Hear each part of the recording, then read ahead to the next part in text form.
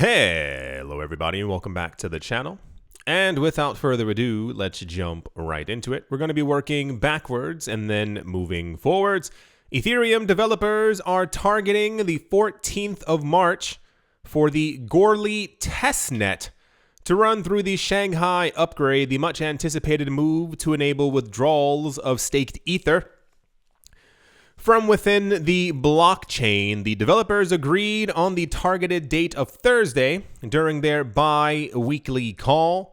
The test on Goerli is going to be highly watched given that it is the largest public Ethereum testnet and the last chance for staking providers to make sure that staked Ether is withdrawable before Shanghai reaches the mainnet. And that will be left after the Goerli test is for Ethereum developers to set the date for the mainnet as well. Earlier this week, the Sepolia testnet went through Chapella. So many weird names, I know, but it's just what they do.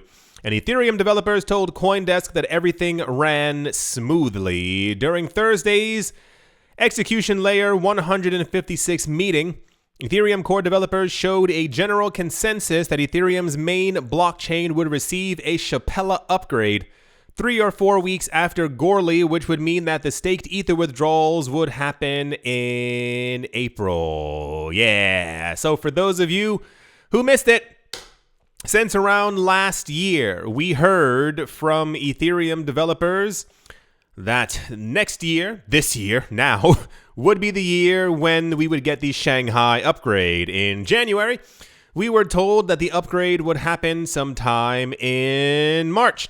The news now is that in a week and some change, we are going to have the final testnet and not the mainnet launch of this.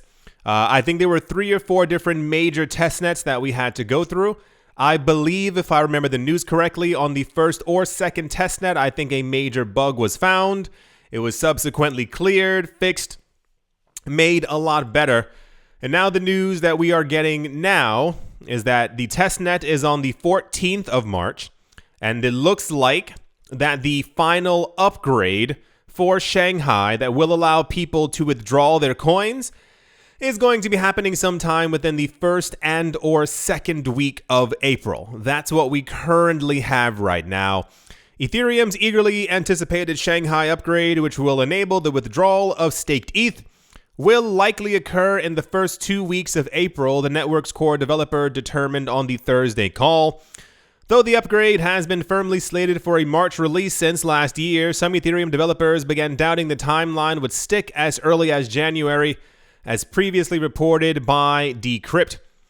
Ethereum's developers now plan to launch the Goerli testnet on the 14th of March. About a month later, should everything proceed smoothly, the Shanghai upgrade should go live around mid-April. We do not have a direct date, so long story short, I've been reading through a lot of different articles, and I told you this before as well. When we hear the exact date of this upgrade, prices will begin to move higher, not only for Ether, but also other altcoins that are attached to it on different cryptocurrency exchanges. However, the news now is the anticipated March timeline. It's really weird how time works out.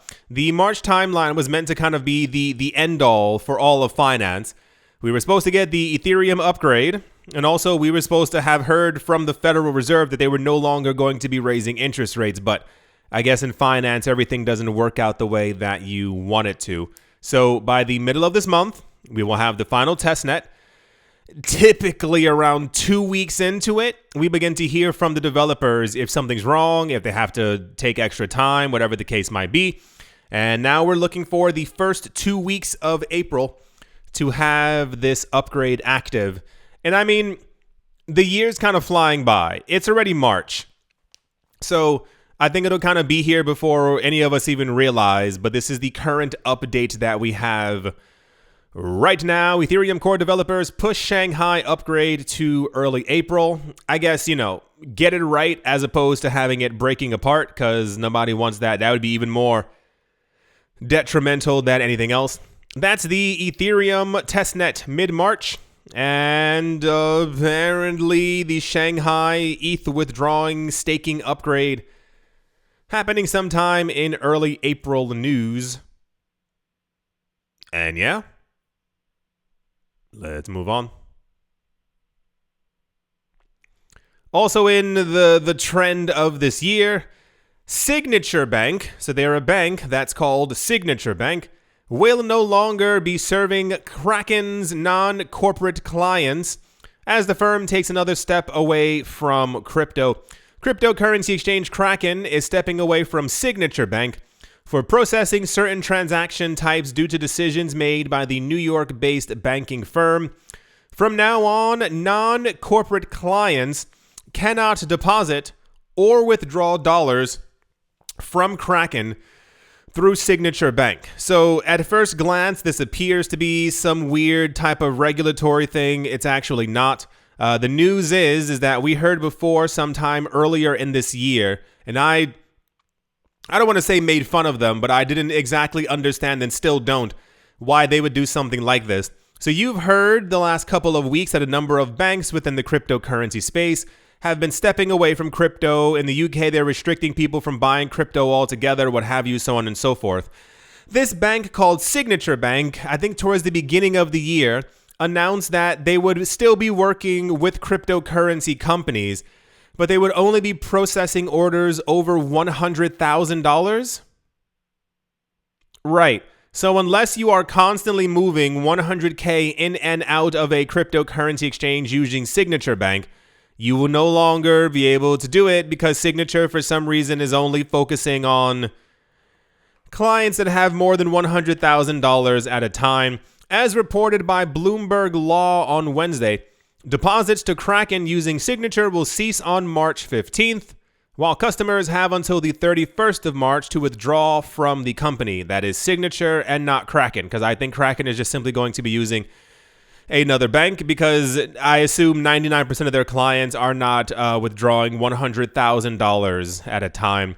The news comes after Signature Bank warned its banking partners in January that it would stop helping its crypto exchange customers process transactions worth less than $100,000.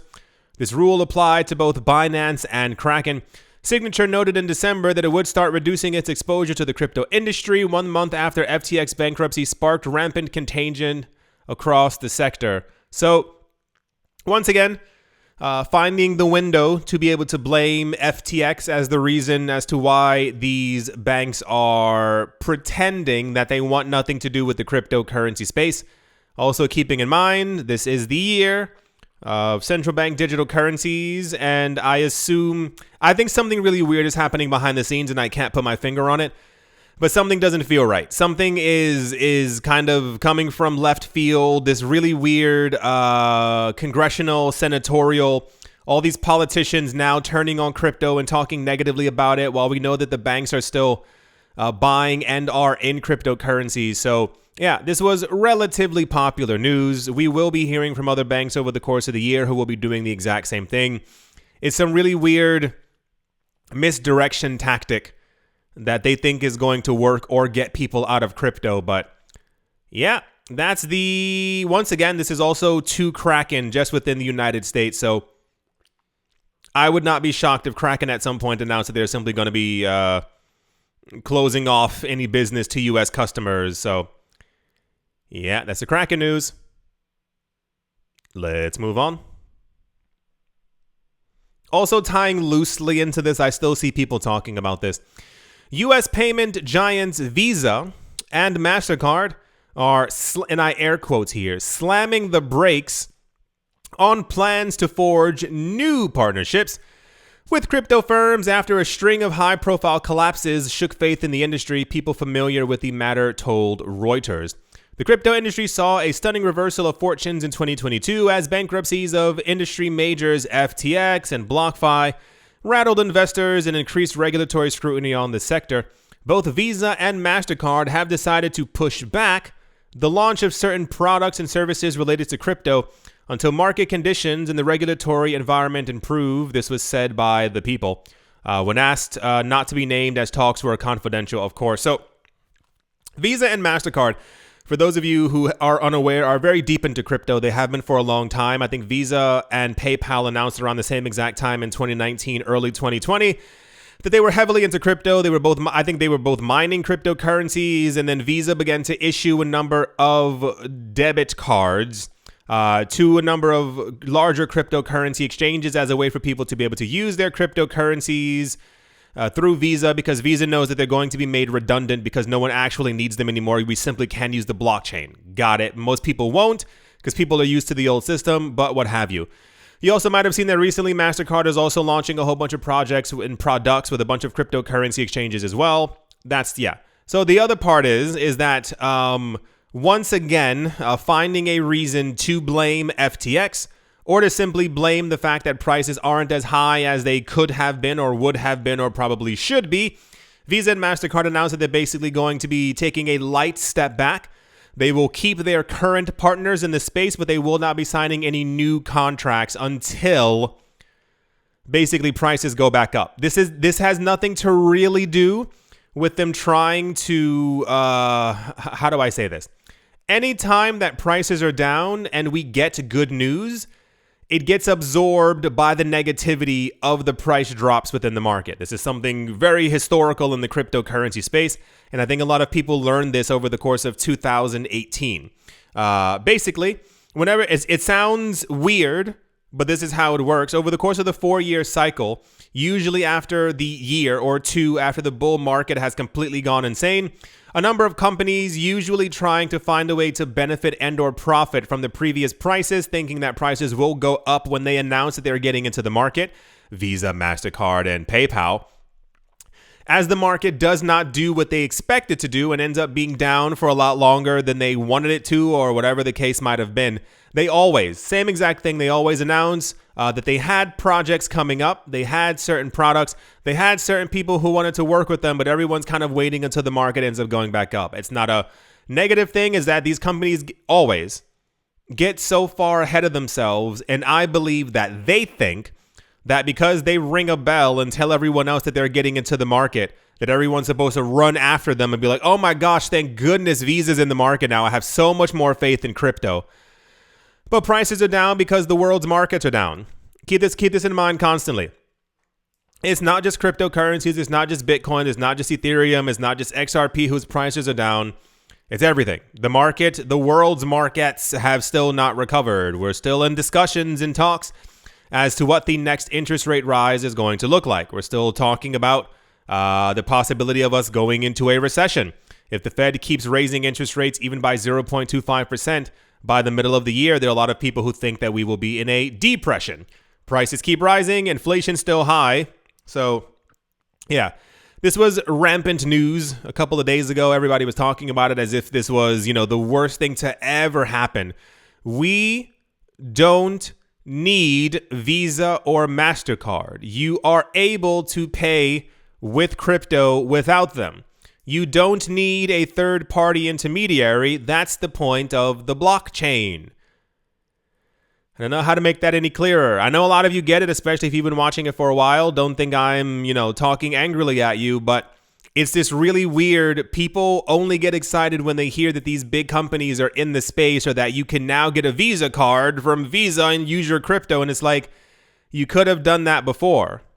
You can send payments. Anyway, that's the Visa and MasterCard are, I assume they're embarrassed because they announced a while ago that they were getting into the space. They probably assumed that a year and a half later, prices would be a lot higher because, they sprinkled their magic dust and told everyone else that they were getting into the market. But alas, prices are still down. News.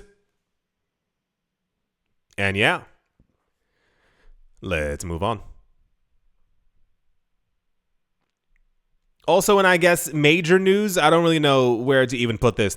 Stuart Adelroddy, the chief legal officer of Ripple, has revealed in a new interview that the fintech company will immediately appeal if Judge Annalisa Torres grants summary judgment in favor of the SEC.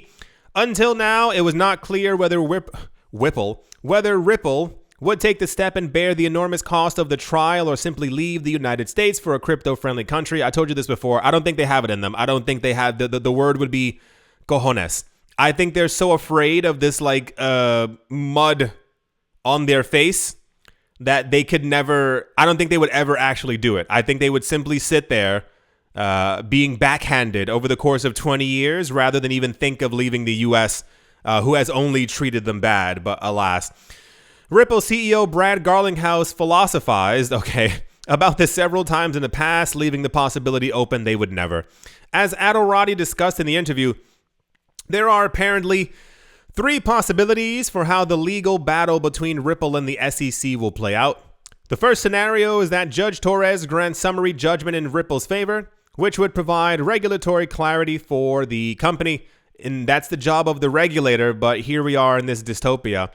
A summary judgment victory would allow Ripple to expand into one of the world's largest markets after more than 2 years of fighting and a mandated halt to all their activity in the United States. They said we would have this incredible business opportunity in the US that is evergreen for us. On the other hand, the judge could rule that there are disputed facts that need to be resolved in a lawsuit. In the third scenario, Ripple would lose the summary judgment against the SEC, prompting the blockchain company to file an immediate appeal. They said it's not an issue of fraud or market manipulation, it's a question of law. The case would then go to the U.S. Court of Appeals for the Second Circuit. The subsequent step would then be the Supreme Court, while Adorati believes his company has a high chance of success, even if there are many ifs along the way. He said I would be supremely confident that this is a winner in the Supreme Court. Listen, I don't know how to, this is, if the SEC wins this court case against Ripple, altcoin prices go into the dumpster immediately. There's no ifs, ands, or buts about that. You need to get that through your heads right now. It would be decimated. If they apply for an appeal and that court case takes 2 to 3 years, XRP is no longer a token, and Bitcoin is around $150,000 because nearly all the value has been extracted from altcoins. If they take this to the Supreme Court in the year 2028, listen, this is what I'm talking about. Instead of just leaving the states, why do you subject yourself to this? 2028, that would be the timeline when they would be able to go to the Supreme Court, because it's not like they could just simply walk in and be like, hey, can we have a court case tomorrow? Like, it would take years to start it, and then also to be able to like actually run the case. And if they still lost at the Supreme Court, that would be the most weirdly terrible, embarrassing, agonizing defeat that I think we would have ever witnessed in our time on this planet. So everyone assumes that Ripple is going to win this lawsuit. And that is because they have provided all the information that the judge has asked for. The SEC has not. We do know, however, that corruption is quite rife around the world, not just within the US. And I would not actually be shocked if, after all the evidence, the judge still sides with the SEC. If Ripple has to appeal immediately, XRP is going down to around 2 or 3 cents, and every other altcoin is going to follow with them. So the major news is that every single day Ripple's in the news in some form or fashion. It's either a new partner, or they're doing this, or something with the court case, and they're optimistic that this is going to take place, or that's going to happen. But the information now is, and this has a very weird echo to Grayscale, who announced last year, as they were applying for a Bitcoin ETF, that if they were rejected, they were going to file a lawsuit against the SEC. And like a day and a half later, they were rejected and then had to file a lawsuit against the SEC. So fingers crossed. But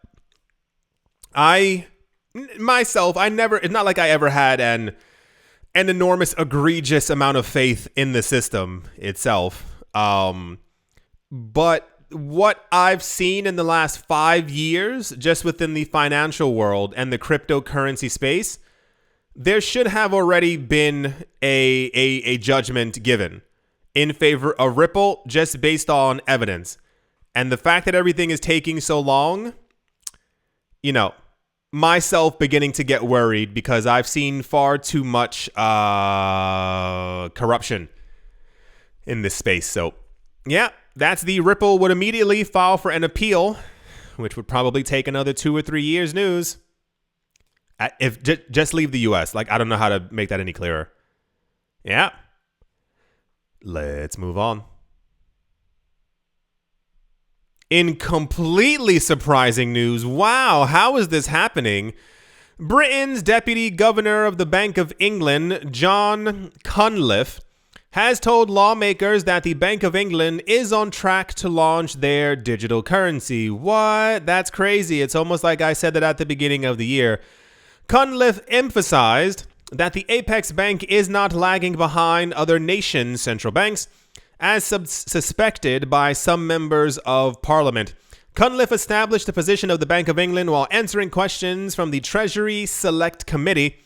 Lawmakers pressed Cunliffe on why there was a delay in the public consultation on a digital pound, as they expected the exercise to have launched last autumn instead of earlier this month.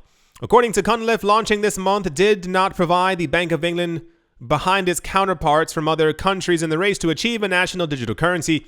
He explained that the Bank of England is on a similar stage with other major central banks. I wouldn't go that far. According to him, most banks in the BOE's category are in a study process of digital currencies. The study aims to avoid leaving digital payments in the private sector. And I always love when they talk about like public consultation or like leaving things to the public. You listen. If every single person in the UK said nay to a digital pound, you know you would still get a digital pound because they would vote on it themselves as opposed to having actual public opinion. In February of this year, the Bank of England and the Finance Ministry notified the public of ongoing efforts to create a digital pound. According to the notification, the digital pound would be held in a wallet provided by banks. What? It wouldn't be allowed for people to... That's so crazy. And the bank set the time target for the launch after 2025. So I guess golf clap? I don't know what they wanted from that.